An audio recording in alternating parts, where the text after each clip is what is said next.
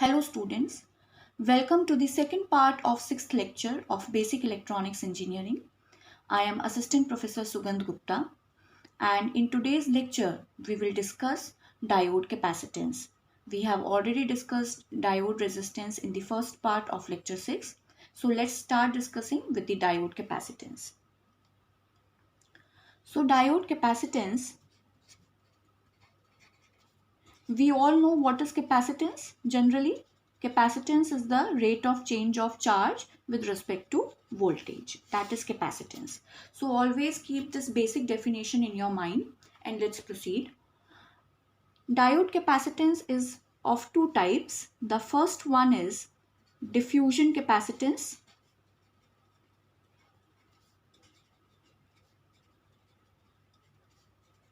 and it is also called storage capacitance.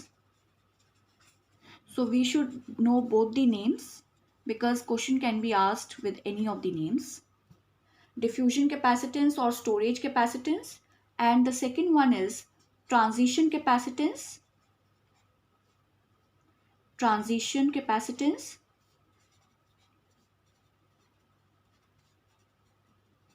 or depletion capacitance.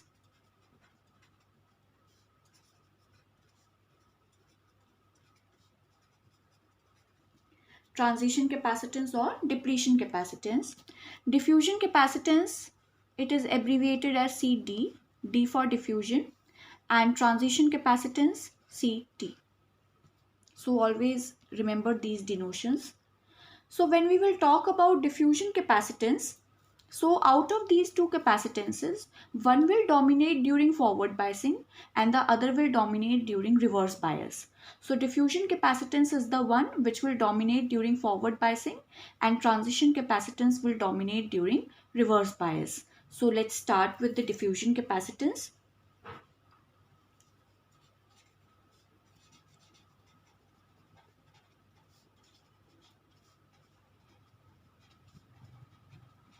So whenever you are asked to write down anything about diffusion capacitance, the first and the foremost point that we have to write is it dominates during forward bias.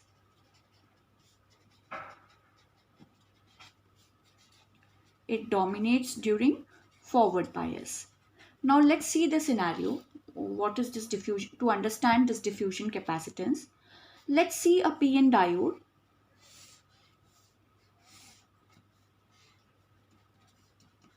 which is forward biased because it dominates during forward bias. So we will consider the forward biasing. And we are having a small depletion layer. And we all know that during forward bias, the charge carriers keep on crossing the depletion layer. Holes will diffuse from p-type to n-type and electrons will diffuse from n-type to p-type. So when it is forward biased, the charge carriers will keep on crossing this depletion layer. Now, if you suddenly reverse bias this junction, that means you reverse the battery, what will happen? There are a certain number of charge carriers which are stored in this depletion region because they were crossing the junction earlier. So when you reverse bias it, they will take a certain amount of time to get separated because now the majority carriers will move in the opposite direction due to the reverse bias. So the time that is taken, the finite amount of time that is taken by the charge carriers to get separated now, it corresponds to the discharging of a capacitor.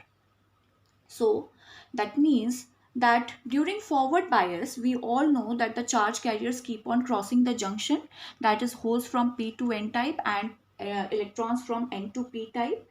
Now what will happen when you suddenly reverse bias this junction? The carriers will take a certain amount of time to get separated now. So that time corresponds to the discharging time of a capacitor. And because the charge carriers were stored in this depletion layer, that is why the name was given storage capacitance. So this is the concept of diffusion capacitance or storage capacitance, that if we suddenly reverse bias the junction, the current will not quickly return to zero. It will take a certain amount of time. So that is the discharging time of a capacitor. So let's see how do we write the formula for this diffusion capacitance.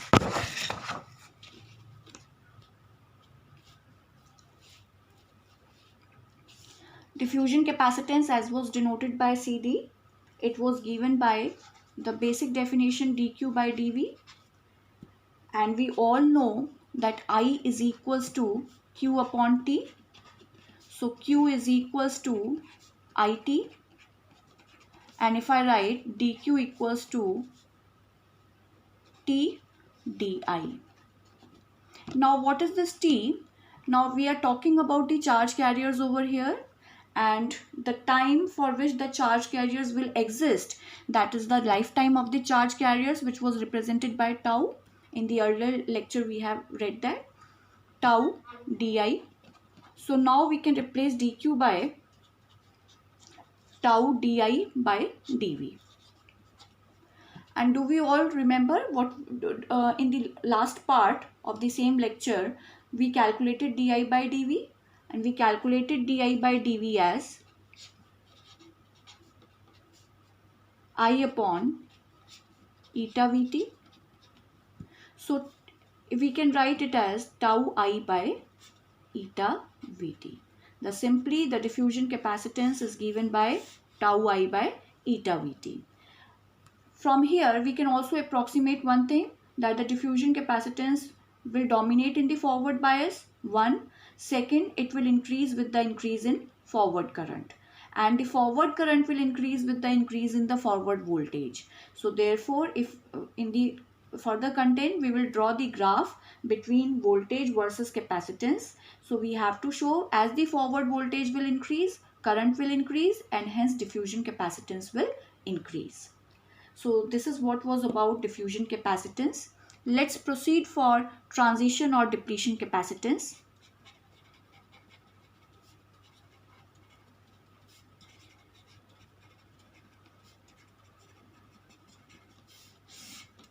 So transition capacitance, first of all, what should I write over here? It dominates during reverse bias. It dominates during reverse bias. Now let us all make a scenario of a reverse bias in our minds, that the battery is so connected that the junction is reverse biased, and there is a wide depletion layer. There are two opposite P and N which are having opposite types of charge carriers. So this whole scenario is corresponding or is analogous to a capacitor where there is a dielectric medium in between and two oppositely charged plates. So this whole scenario of reverse bias corresponds to the capacitor where there was a dielectric medium. What was the characteristic of dielectric medium? It does not conduct. In the same manner, the depletion layer that exists between P and N junction also does not, P and N semiconductor also does not conduct. So this depletion layer will act, let me draw the scenario. P, N, wide depletion layer, and they are reverse biased. I should have drawn this depletion layer after connecting the battery, but okay, that we all know that during reverse bias the depletion layer is wide. So now this depletion layer will act as the dielectric medium because it also does not have any charge carriers and therefore it cannot conduct. It contains only immobile ions, and here we have oppositely charged carriers. So this is a parallel plate capacitor. This is analogous to a parallel plate capacitor with a dielectric medium filled in between. So do we know the formula for a parallel plate capacitor, the capacitance of a parallel plate capacitor?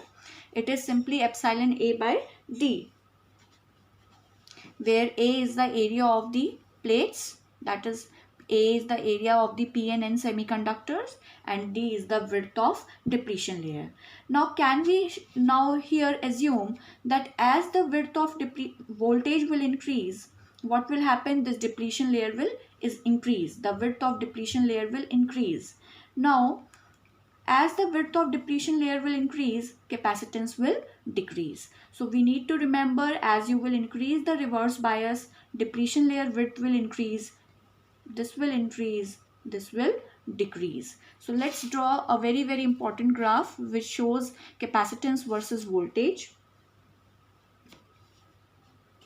First of all, let's prepare the axis. In the y-axis, we will show capacitance and the units will be picofarad. We have over here VF, units volts, and we have VR, unit volts. We all know this is the forward bias part, this is the reverse bias part. Here which capacitance will dominate? Diffusion capacitance will dominate here, and the transition capacitance will dominate in this part. So let's recall the formula for the diffusion capacitance that was given over here. We are drawing the graph with respect to voltage. So as forward voltage will increase, current will increase and CD will increase. So the graph of CD will keep on increasing here. And if we talk about reverse bias, we will show transition capacitance here, and transition capacitance, as the reverse voltage will increase, depletion layer width will increase, this will increase and this will decrease. So I think the graph will be somewhat